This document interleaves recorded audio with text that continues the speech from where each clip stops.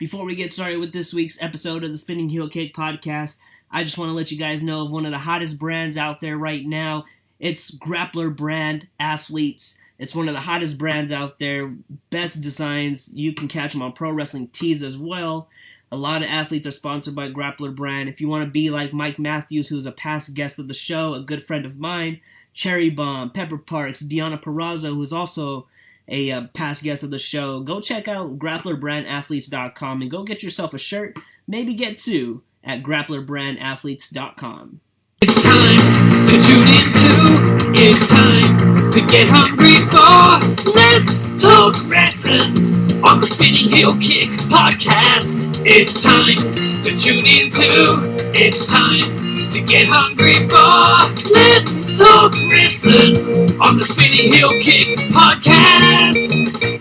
It's the Spinning Heel Kick podcast, episode 19, with your host, as always, AJ here, bringing you another great interview, another great episode of the podcast.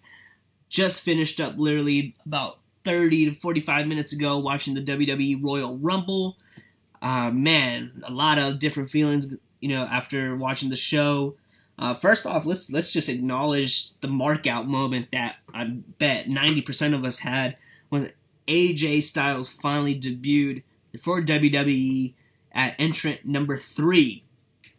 And man, I legit marked out like I haven't marked out in a long time. But seeing AJ come out, to a WWE ring was probably one of the coolest moments ever, because you feel for the guy, man. We watched him in TNA, we watched him in Ring of Honor, we watched him in New Japan Pro Wrestling. So for him to finally make it to a WWE ring and say that he's wrestled at every major promotion is huge, man. I thought he did great. He was in the ring for about 28 minutes in the Royal Rumble match. And just like any other wrestling fan, I have my little complaints. I wish that he didn't come in that early. I wish that he had came in, let's say like number 20, and the ring is crowded with wrestlers and his music hits and everybody just stops and looks, and out comes AJ Styles and everybody's just jawed to the floor.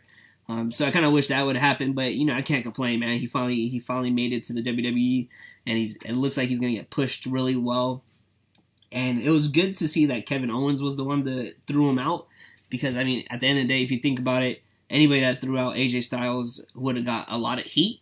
And why not give the heat to one of the best heels in the business right now, Kevin Owens, and possibly set up a match between them at Fastlane or even WrestleMania, if they can keep that program going further. I think that would be cool to see.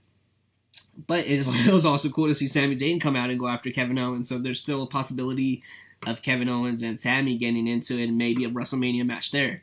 So there's so much that you can do with just the three of them. And I know a lot of people are kind of, you can say they're angry, upset, happy. There's a lot of mixed emotions with Triple H winning the Royal Rumble and becoming WWE champion. It didn't get me a reaction out of it, just because I think all the dirt sheets, everybody was saying that he was going to win, and that turned out to be true.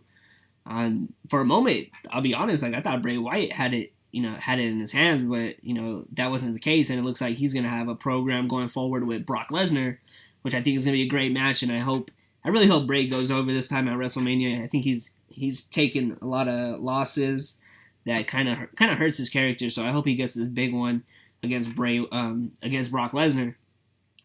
And going back to Triple H winning, I think it made sense that he was going to win, because when it comes to WrestleMania, you have to have the babyface chased for the title.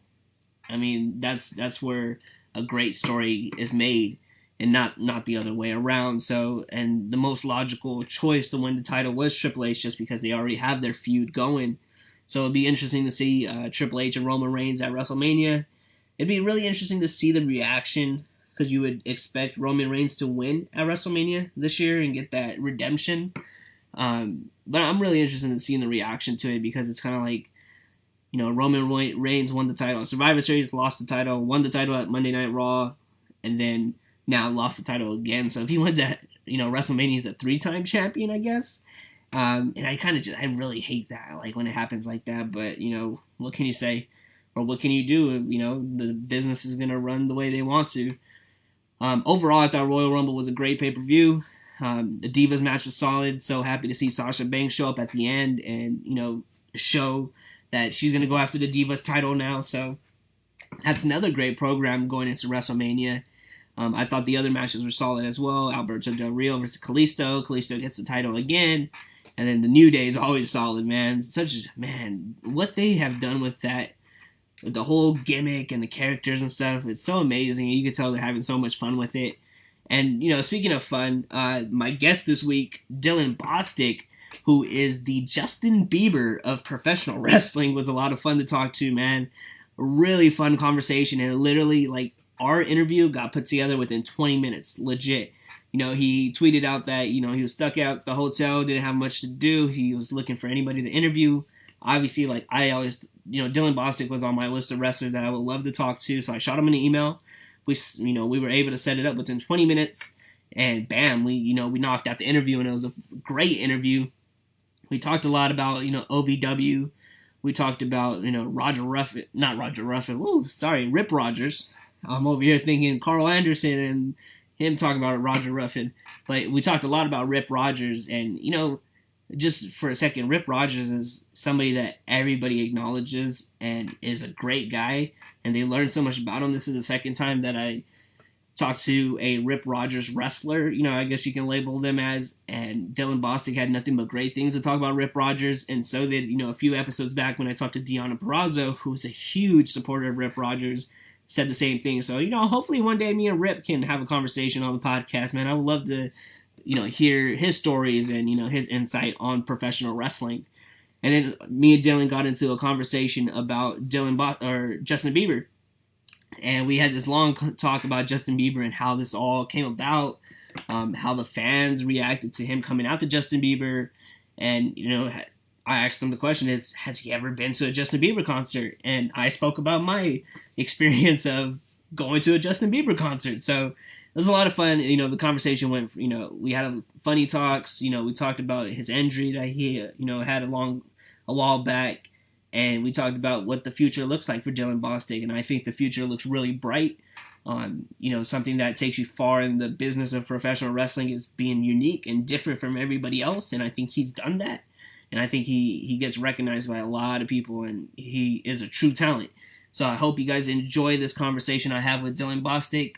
Of course, go check me out on Twitter at Spinning Heel Kick Pod, Instagram Spinning Heel Kick Podcast, Facebook Spinning Heel Kick Podcast, and keep supporting the cause and the dream for me to be able to talk wrestling, but also to motivate the listeners out there to go reach out their dreams, because, reaching your dreams is possible as long as you stay hungry and motivated. And we're on with the Spinning Heel Kick Podcast. And as always, I have a very special guest with me this week. He is the king of pink, the Justin Bieber of professional wrestling. I got my man Dylan Bostic in the building, man. How you doing, Dylan? Good, man. How's it going? It's going good, man. And this is cool, man. I live my life sometimes being super spontaneous, and I would like to say this interview that we got put together within 45 minutes, man. So I appreciate you coming on the show. Yeah, no problem, man. Thanks for having me. I'm here in Detroit just killing time, looking for things to do. I know, and when you were talking about how, cold it is, there's a blizzard out there.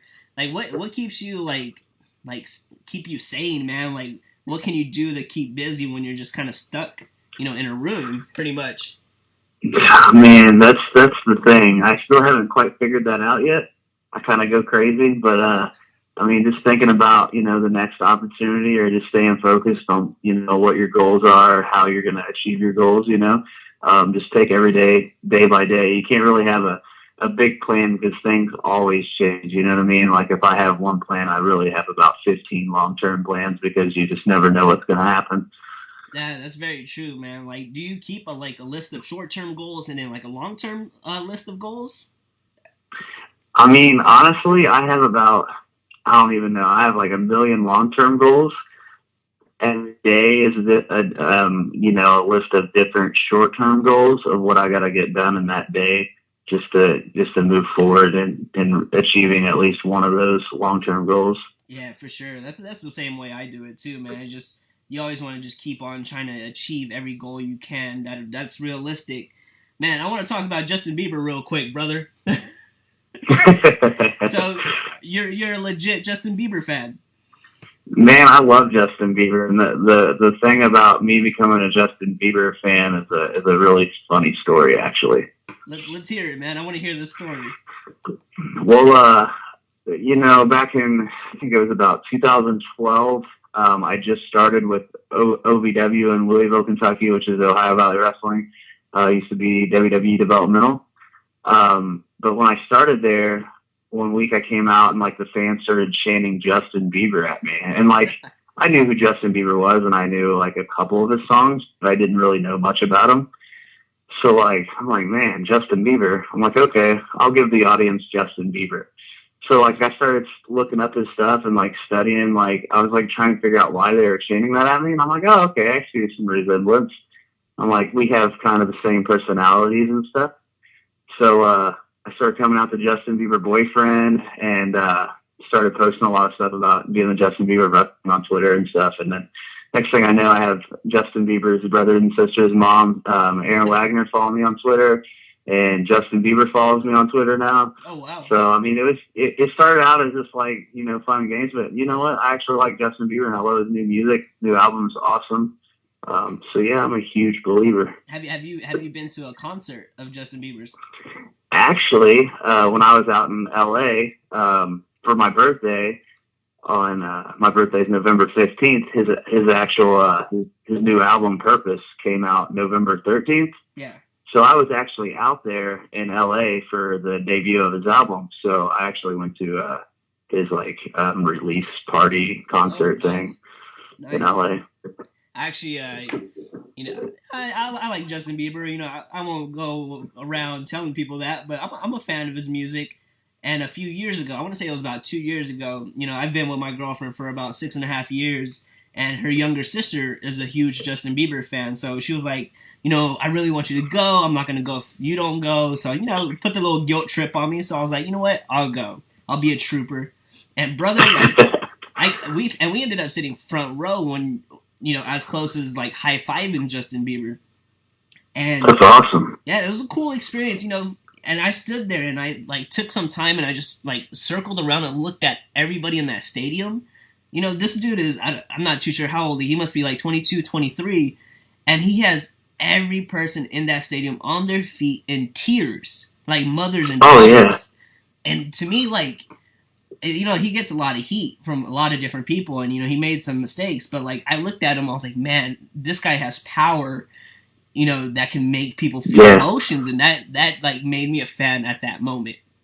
Yep, that's honestly what made me a fan too. And I watched his movie Believe. I watched that movie for character development. Okay. To try to study the character a little bit more, and you know what, that movie like really it made me respect Justin Bieber a lot more, just seeing some of the stuff that he goes through.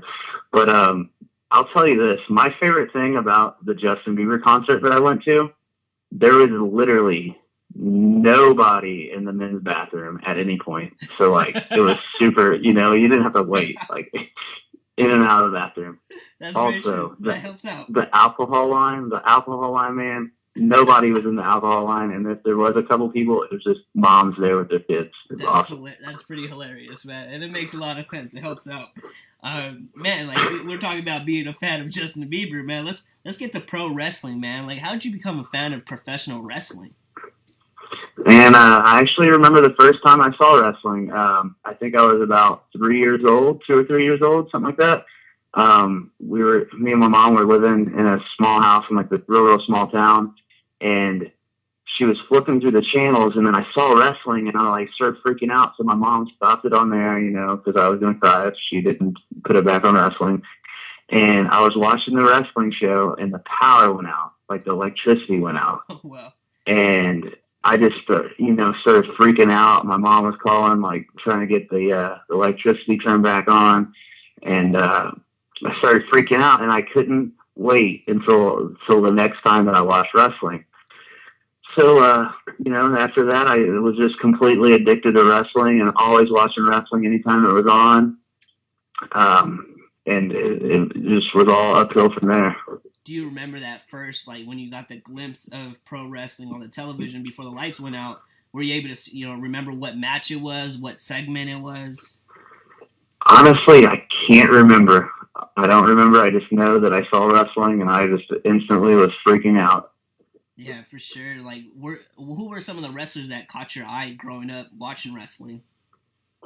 You know, like a lot of people have like the one guy that made them want to be a wrestler and stuff, but honestly, it was the whole product, like everything about it, like all the different characters, and of course, I had my favorite wrestlers, like Stone Cold Steve Austin was my all time favorite whenever I was growing up, but it really was just like everything about wrestling, like seeing the audience go crazy and like seeing all the different characters that were larger than life, like Kane and the Undertaker, like those guys really stood out to me, and it was really crazy.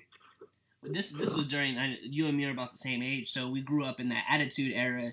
Were you a WWE guy, WCW guy? Did you watch all different promotions? I actually watched WWF and WCW just as much as one or the other.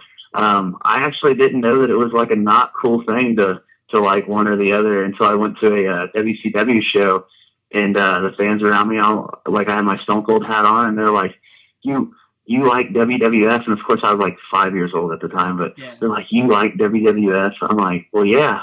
They're like, "Oh, we only watch WCW," and I'm like, "What?" Like, I just love wrestling, Yeah. And to think, what are those fans that said that to you watching right now? Right. It's funny how that all turns out. I was actually, I was talking to Sue Young like a few months ago. She wrestles for Shimmer and Shine, and Yeah, no, Sue. and Sue had told me, she was like, honestly, I only watched WCW, and like that threw me off because anybody that I've ever talked to was always like a WWE guy. So it always surprises me, like, when people say, "Oh yeah, I watched WCW and I watched Billy Kidman and all that." So it's always good to for people to talk about WCW, because I thought, as bad as the product ended up being at the end, like they had a lot of talent out there, man. It was a lot of talent. Yeah, there was a ton. So do you have any favorite matches that you remember to this day that you were like, wow, like this makes sure that I'm in love with pro wrestling? This just confirmed it. I don't really think it was matches that did it for me. I think it was more like action and drama. When Stone Cold made Vince McMahon pee himself, like that was pretty. That was a pretty good moment. Yeah, So I hated Vince McMahon and loved Stone Cold.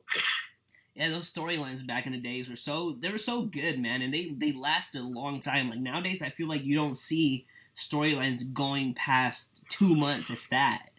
Yeah, and I think it's harder nowadays for them because they've done so much, and the business is overexposed with internet and just different things. I don't know. It's definitely changed big time.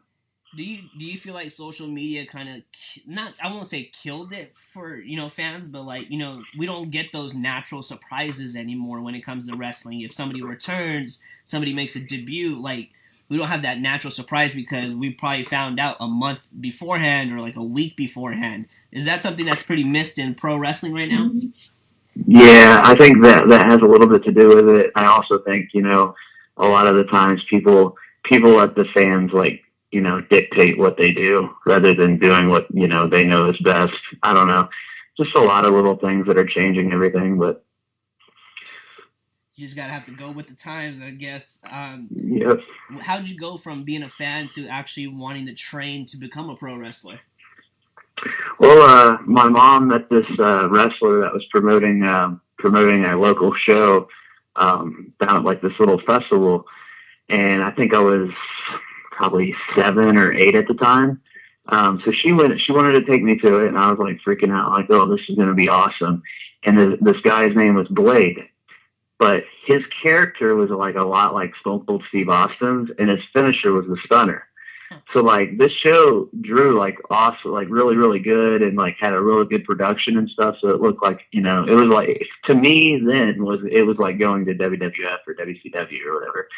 So it was legit. And he told me, like, I met him in the locker room, and like he's like, "Hey man, I heard you like Stone Cold Steve Austin." I'm like, "Yeah." He's like, "All right, well, if I win tonight, I'm gonna hit the stunner." I'm like, "Dude, are you really?" And he's like, "Yeah, man." He's like, "Trust me, I will." So I didn't know that was already a finish, but yeah, he hit the guy with the stunner, and then from then on, I was addicted to that indie company. So after that, I started helping them set up and tear down the ring, and I started training when I was like 10 or 11. And then I actually ended up having my first match when I was 15. Wow, at 15, man, like how'd you like take all that in and like get ready for the match? Like, did you feel nervous? You know, were you like, you know, throwing up before the match, not knowing what the hell's gonna happen? Well, like I knew I was getting pretty close to having my first match because I was training with them, but I was also training out in what was called the Barn in Whiteland, Indiana, with Dan Garza, which he used to wrestle for WCW back in the day. Um, I started training with him, so I knew I was having like my first match coming up soon, but I didn't know when it was going to be. But I was at that show, New Era Wrestling, in my hometown, and it was probably about 30 minutes after the doors opened, 30 minutes before the show started. They're like, "Hey, get your gear on. You're going to wrestle tonight." And like, as soon as they said that, like my heart stopped. Like I was like panicking, and they're like, "Are you ready?" And I'm like, "Of course, you never tell somebody that you're not ready." So I'm like, "Oh yeah, yeah, I'm ready to go. I'm not even nervous." But in all reality, I was pretty much having a heart attack. I mean, especially, I mean, at a young age, man, like 15, it's still hard to process things just in normal life. But knowing you're about to, like, wrestle in front of a crowd is, like, that can break your nerves for sure, man. How'd you feel about the match after it was over? Like, what did, you know, the fans react to you? All the boys in the back, did they have all, you know, compliments for you, or were they giving you a tough time? Well, the crowd, you know, they pretty much grew up with me because, like, they knew me from, you know, being the little kid that was always running around the shows and helping set up and tear down. So they all knew that I was, like, training, and, like, they all wanted me to wrestle. So, like, you know, they were already supporting me. And they didn't know where I was. So, you know, they just probably thought I wasn't there or whatever. But as soon as I came through the curtain, like everybody went nuts because that show drew like really, really good. It was like 300-400 people, which is good for an indie company. Oh, yeah, But as soon as I came out, they all went nuts because they're like, "Oh, finally he's going to get to wrestle." So that was a good feeling. And all the boys were really proud of me and stuff, which it was, you know, just a little segment. It only lasted a couple minutes, but everyone was really proud of me, and, you know, they knew that I worked hard and came a long way. Yeah, oh yeah, for sure. Especially seeing one of their own just grow up in that promotion Yeah. and then do, you know, get in the ring and do his thing. What would you say was some of the like the hardships of training in pro wrestling, man, during that time? Honestly, the hardest part for me was people taking me seriously because I was so young. Um, which I was ready to have a match when I was like 13 or 14, but I looked so young that, you know, it wouldn't have been right for them to go ahead and have me do a match. Even when I was 15, it was really hard for me to get booked places because, you know, people just didn't take me seriously, and it was a legal issue with a lot of companies. I had to lie about my age for a few years and tell people I was 18, which clearly, like, they could tell I wasn't.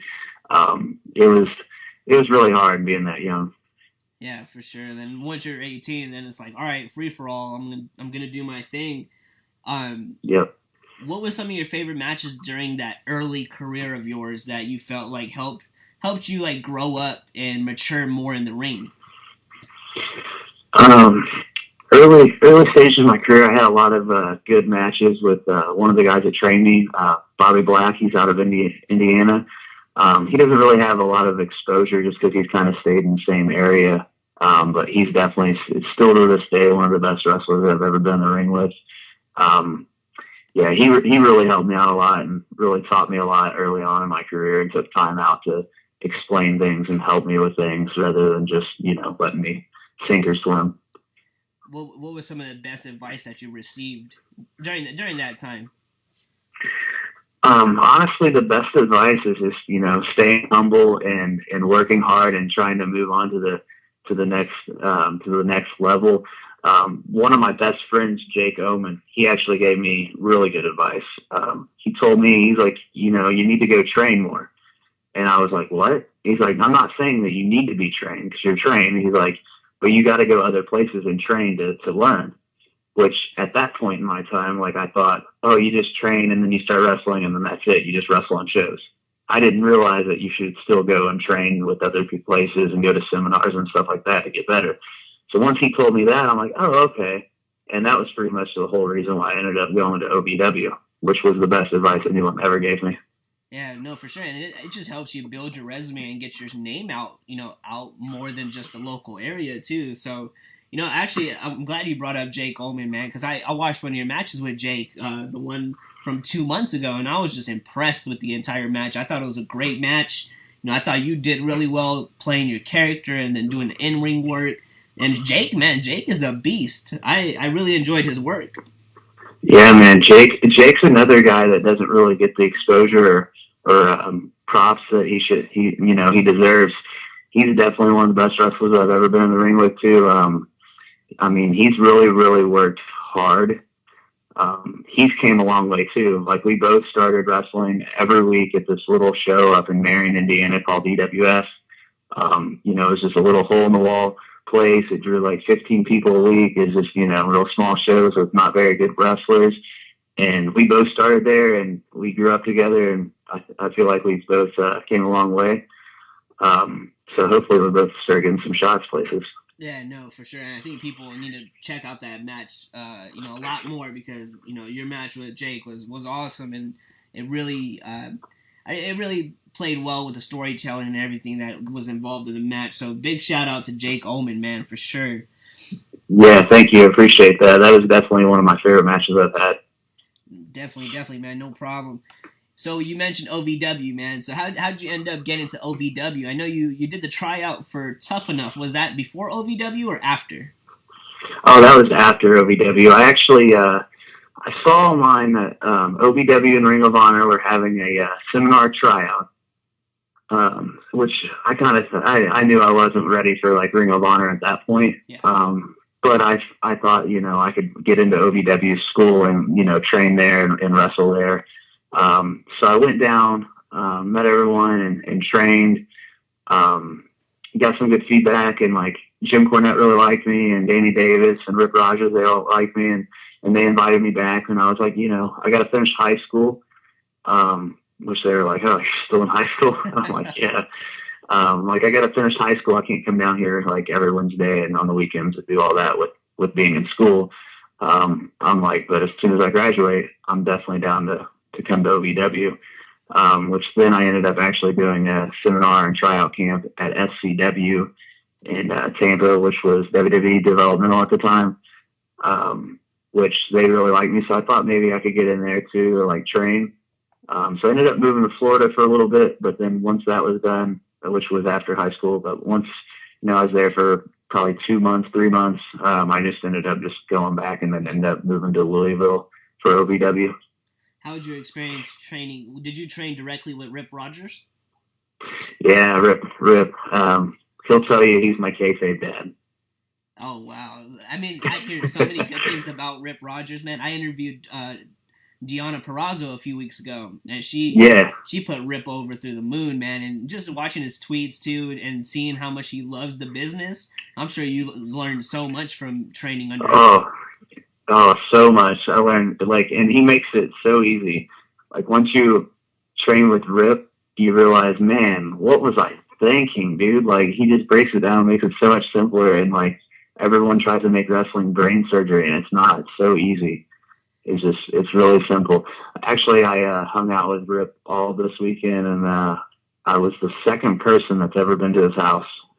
The house he lives in now. He said he's been living there for 15 years, and I'm the second person to ever come over. Wow, who was the first person? Von Milas. Oh, okay. Is he another wrestler? I haven't heard of him. Yeah, he was from OVW too. Oh, okay. Were there anybody during that time in OVW that people out there right now know of and they see them wrestling? Do what? Is there anybody during that time in OVW that you were there that, fans out here listening right now know of? Jay Bradley was there, which he's in TNA now. Jesse Goddard's Mr. Spectacular. He's one of my best friends. He's in TNA now. Rockstar Spud was there. He's in TNA now. There's quite a few TNA guys that came through there while I was there. Yeah, that's a lot of talent, man. Especially Rockstar Spud, man. He is something else, man. Oh, yeah. He's one of my good friends, too. Yeah, we used to get in all kinds of trouble in Louisville together. Oh, he's a great talent. And I was looking, doing my research, and I saw that you also had a dark match with Ryback. Yeah, actually, it was on TV. It was on SmackDown. Oh, how'd you feel about that? Oh, this is during the time where he was just crushing everybody, right? When he first Yeah, yep. came up with that gimmick. How was that experience, man? Being on television for the WWE? Because that's kind of like accomplishing a dream. Yeah, exactly. A lot of people were like, "Oh, well, you got killed," but I mean, I did wrestle Ryback, so I mean, what did they expect? He's probably 150 pounds heavier than I am. But it was a really surreal day because I'd been there a little bit before that. I think that was like my third time or fourth time ever being at WWE. And I'd had just some like tryout matches and stuff at like Raw and SmackDown and stuff. But that day I had like one of my best tryout matches. And they come over and they're like, "Hey, you're going to wrestle tonight. You're going to wrestle Ryback." I'm like, "Okay, cool." And Regal just got done giving like this speech about how if you really want to get good at like performing and like, talking and acting and stuff, he's like, you need to like think of what is the most embarrassing thing that WWE could ask you to do, and then just practice yourself doing that. And he's like, but they'll never ask you to like do the most embarrassing thing. That would be like a 1 in a million like chance. They've never asked me something that would be super embarrassing to me. Yeah. And I'm thinking, probably like singing or dancing would be like the things that would really embarrass me. Like I'd be totally scared if they did that. So then the writer comes over to me and goes, "Hey man, we're going to do things a little differently today. You're going to have a promo, but it's not just going to be any just normal promo. You and your partner are going to do a rap, and here's your script to the rap." And when he handed me that and said that, I literally, like, my heart just stopped. I'm like, was this a joke? I'm like, seriously? I was like, I can't rap. So I was like crapping my pants, and Cena was standing there. And I'm pretty sure he saw like the look on my face, like, oh man, they did not just ask me to do that, which his whole thing at the beginning of his days in WWE were rapping. And he just looks over at me. He's like, "Oh man, you got this." And I'm just like, "Oh man, this is not real. This can't really be happening right now." That's I'm like, Cena just told me I got this, and this dude just told me I'm rapping on SmackDown. Wow. Okay. Talk about being nervous. So, right? I was, right before the match and everything, like, I knew the match would be fine, but, like, I was just worried about this rap, and I was like, dude, what if I freeze up and lose my line? Or I'm like, dude, this is going to suck. I'm like, this is going to just be terrible. But as soon as, the lights came on and we were staring right at the camera and everybody was screaming, and, like, I knew that we're getting ready to rap, like, that was the moment where I'm like, oh, here we go. So as soon as we were done with the rap, though, like, it just felt like 1,000 pounds were just like lifted off of my chest. Like, I felt so comfortable for the match. Like, I was so comfortable for the actual match. Once that the rap was done. Yeah, it was a great segment. It was funny, it brought light to, the match. And then you guys, I think it brings you heat too, right? Because you're rapping and then you end up getting squashed. And the fans are just looking at you like, "What, really?" Yeah.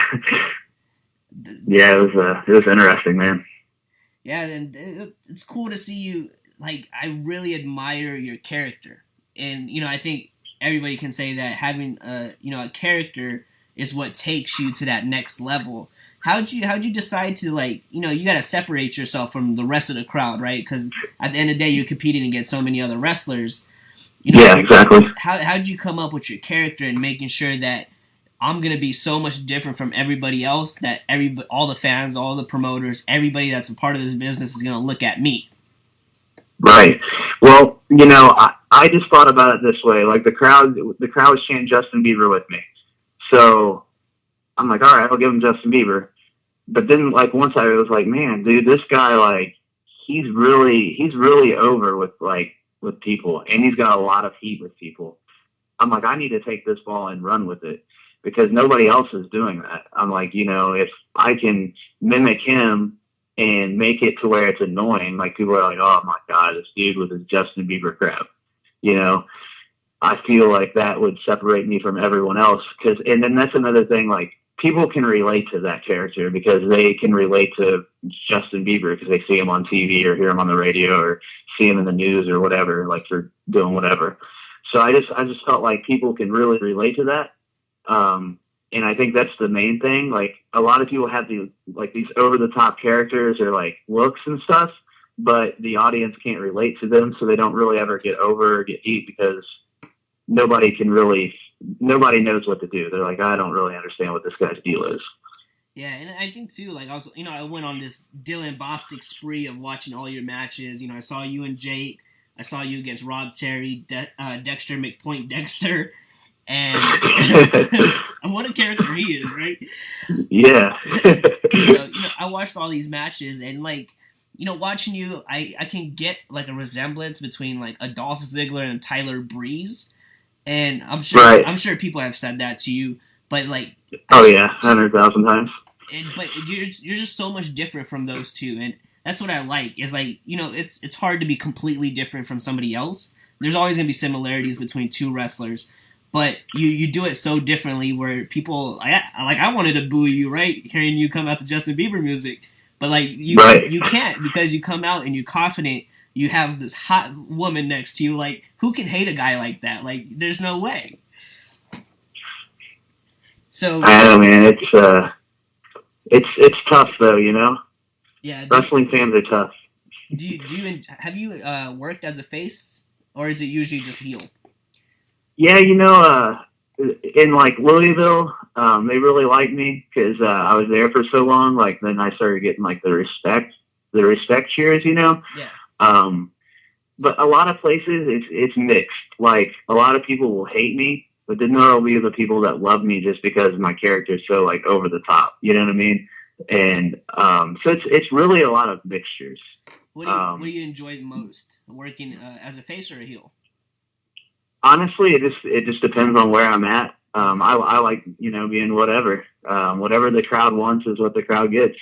I really love Toronto though. I wrestle in Toronto, Ontario, Canada a lot, and they really, really hate me there. So that place is a lot of fun. Why do you think they hate you the most over there? Is it because of the Justin Bieber thing, or? Yeah, I mean, I couldn't believe it. Like, whenever they brought me in, they're like, we want you to be like this top heel, blah, blah, blah, blah, blah. I'm like, I don't really know if the Toronto crowd's really going to boo my Bieber stuff. Yeah. I'm like, because he's like from Ontario. He's not from Toronto, but he's from Ontario. So I'm like, that's just right down the road. Like, they might be like, oh, yeah, Justin Bieber, you know what I mean?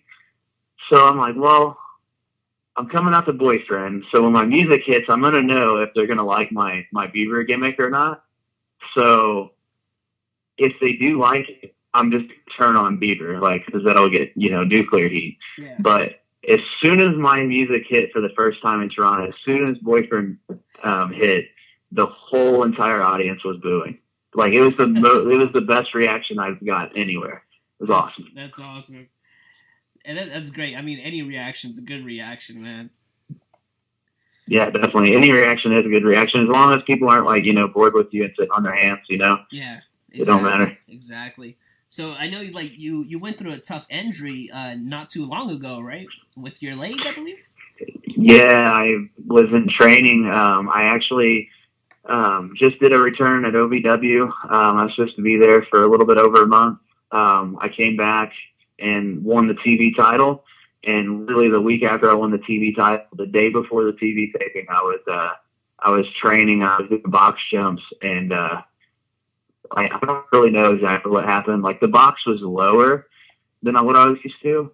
So like in mid jump, I was thinking, oh, I need to go up to a higher box to push myself harder. And rather than just focusing and doing the workout and thinking is what got me messed up. So like I nicked the ledge of the box and it like tilted over. So I missed my feet and my shin went directly into the steel and it just ripped all the way down to the bone, ripped all my shin off. Jeez, man. Yeah, so I had to go to the hospital, stretched and stitched together. How long did that have you out for? Well, I couldn't really walk for a couple days because my skin on my shin was so tight that it wouldn't let me like bend my knee. Yeah. So I didn't really get to train legs for like a week or 2 weeks. But I think I wrestled like 2 weeks later, with the stitches still in my shin. I was limited on what I could do. But I just went ahead and wrestled because I really didn't want to cancel on the show. You know what I mean? Like, I think one of the first show I did back, I was the IWC Super Indie champion. And we were I think we might have been either the main match on the card or one of the main matches. So, I didn't really want to, cancel on the show. So I just went ahead and went on and wrestled that night. And that's what you call commitment to the business, man. Just doing whatever it takes to. Did you feel like it was more to make sure the fans got to see you in the ring because they pay their hard-earned money to see you? That kept you. Yeah, anytime I'm like an advertisement on the flyer, like, if I'm an advertised thing, like I can't. It just kills me to cancel on a show like that. You know what I mean? So I was like, well, I'm in a mixed tag match. I can limit myself and work around it, and everybody will get their money's worth. And like, all the people there, if they're, they're there to see us, and they came for a reason rather than coming to the show to find out that I canceled. You know what I mean? Yeah. So for sure. I just went on and did it. That's very admirable, man. Like, not a lot of people would go through that pain that you went through and then still make the shows. Yeah. So, my podcast is really about, like, uplifting, not just the youth, but a lot of adults out there to go out and reach their dreams. A lot of people get discouraged from what people may say to them. Maybe they don't have the resources, or just something's always blocking them to go out and reach their dreams.